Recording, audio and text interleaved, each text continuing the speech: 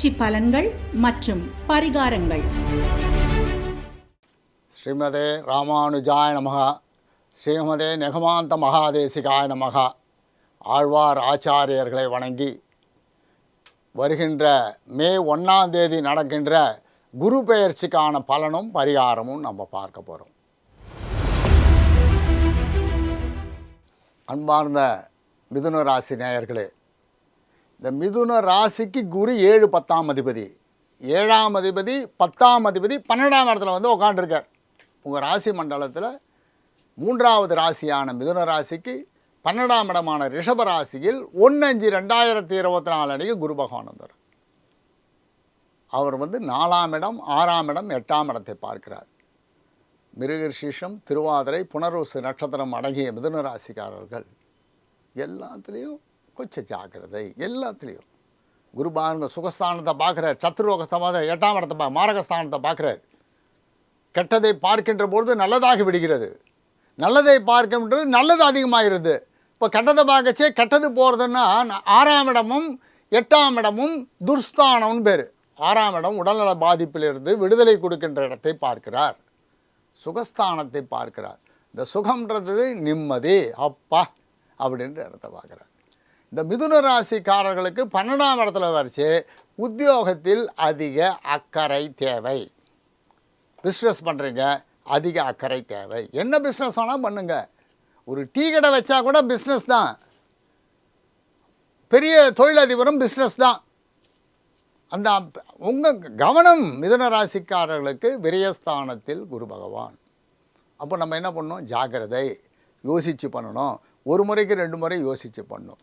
இப்போ யோசிக்கிறது நம்மளுக்கு பகவான் நிறைய சக்தியை மூளையை கொடுத்துருக்காரு, பயன்படுத்துறது ரொம்ப கம்மி. எல்லாருக்கும் ஒரே அளவு தான் அந்த பிரெயின். இத்தனை கிராம்னா இத்தனை கிராம் தான் வச்சுருக்காரு. அத்தனை கிராமுக்கான மூளையை நாம் பயன்படுத்துவதில்லை. மூளை இல்லைன்னே கிடையாது. சில பேர் மூலகம் உண்டோன்றான், மூளை இல்லாதவனேன்றோம். அப்படிலாம் கிடையாது. மூளையை பயன்படுத்துவதில்லை. கொஞ்சம் யோசிங்க, நிதானமாக யோசிங்க. என்ன பண்ணணும் யோசிங்க. பணம் வெளில எடுத்துட்டு போகிறீங்க, ஜாக்கிரதையாக எடுத்துகிட்டு போங்க. செலவு பண்ணணுமா, ஜாக்கிரதையாக செலவு பண்ணுங்கள். சிக்கனமாக செலவு பண்ணுங்கள், அதிகமாக செலவு பண்ணாதீங்க. மருந்து மாத்திரை வாங்கணுமா, கரெக்டாக வாங்கி வச்சுக்கோங்க. 12ஆம் இடம் தூக்கத்துக்கான இடம்.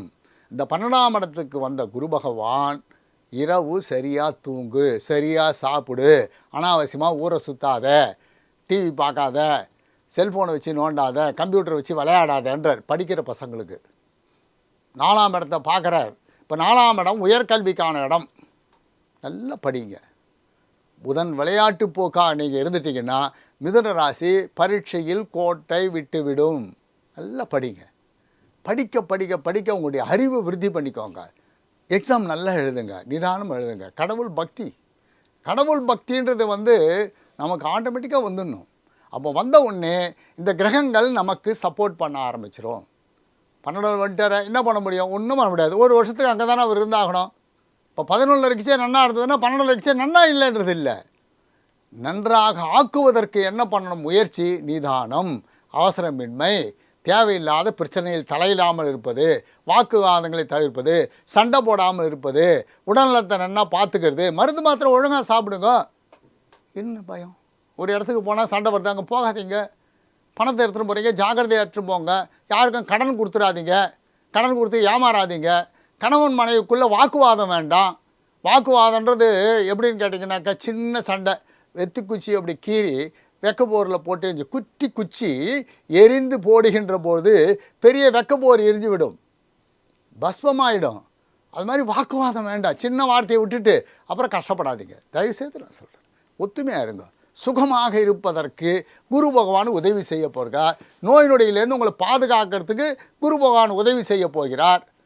அதை நம்ம ஏன் பயன்படுத்திக்க மாட்டேன்றோம்? இப்போ புதனானவர் ராசியாதிபதி, புதன் மகாவிஷ்ணு. விஷ்ணு ஸ்தலம் எங்கே இருக்கோ பக்கத்தில் இருக்கிற விஷ்ணு கோயிலுக்கு தாயாரோடு இருக்கிற பெருமாளை போய் சேவிங்கோ. புதன்கிழமைன்னு இல்லை, என்றைக்கு வேணால் சேவிங்கோ. புதன்கிழமை சேவிங்கோ, கஷ்டமே இருக்காது. ஆச்சாரியன் ஒருத்தர் இருக்க, ஒவ்வொருத்தருக்கும் ஒரு ஆச்சாரியன் உண்டு. குறைஞ்சது இந்த குரு 12 இருக்குச்சாவது அவருக்கு போய் நம்ம நமஸ்காரம் பண்ணிட்டு வாங்க, தண்டம் சமர்ப்பிங்க. உங்களால் முடிஞ்சது அந்த மடத்துக்கு கொடுங்க. என்ன வேணால் வாங்கி கொடுக்கலாம். நீங்கள் வந்து இதை கொடுத்தாதான் வசதின்றது இல்லை, ஒன்றுமே இல்லை சார், என் கையில் பொருளே இல்லைன்னா நமஸ்காரம் பண்ணிட்டு வாங்க, வாழ்க்கை சீராயிடும். குரு பகவான் ரொம்ப அற்புதமானவர். உங்களை கெடுப்பதற்காக இல்லை, முன்னெச்சரிக்கை கொடுக்குறார். அலாரம் அடிக்கிறது நம்மளை எழுப்புவதற்காக. அலாரம் அடிப்பது உன் கெடுதல்லேருந்து வெளில வரத்துக்கு. ஃபயர் சர்வீஸ் வருதுன்னா ஒதுங்கிக்கோன்ற மாதிரி அலாரம் என்பது நம்மளை காப்பதற்காக. 12ஆம் இடத்துல அலாரத்தை அடிக்கிறார். ஜாக்கிரதை. படிக்கின்ற மாணவர்கள், வேலையில் இருப்பவர்கள், பிஸ்னஸ் மேன் ரொம்ப ஜாக்கிரதையாக, ரொம்ப ரொம்ப ரொம்ப ஜாக்கிரதையாக இருங்க. எந்த கவலையும் பட வேண்டாம். இந்த கடவுளை மட்டும் நம்ம வணங்குகின்ற பொழுது 12ஆம் இடத்துல இருக்கிற குருவால் எந்த ஆபத்தும் வராது. உடம்பை பார்த்துக்கோங்க, மாத்திரை மருந்து கரெக்டாக சாப்பிடுங்க, பணத்தில் கேர்ஃபுல்லாக இருங்க.